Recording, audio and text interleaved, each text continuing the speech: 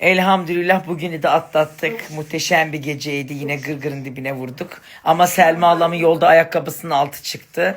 Ne tesadüf ki yengemin de tam yılan desenli gömleğini giydiği akşam olması. Başka işim yok, sizden uğraşacağım.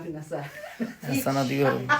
Yengem deri değiştirmiş. Leopardan yılan. Siz beni nazarlamayın da ben sizi hiç... Vallahi geldin geleli 40 sene oldu. Bak biz dünkü çocuğuz. Aha evleniyoruz. Sen hiç nazara gelmedin şimdi. Hangi dişin kırıldı? Allah'ıma şükürler olsun, yıldızım çok yüksek. Sizin oklarınıza geldi. Gözünün kemiğinden milleti yedim demiyor da yıldızım yüksek. Allah Allah, herkesin eceli gelmiş gibi işte. Aynen ecel geldi Cihan'a baş ağrısı mahana. 40 senede yok, hiç ölmeyeceksiniz. Ne o ömür getirdi. Hiçbir şey demiyorum. Bak. Oh. Bak. Bu arada biz zaten aileyle daha eskiden de tanıştığımız için gayet samimi bir akşamda güzel sohbet ettik.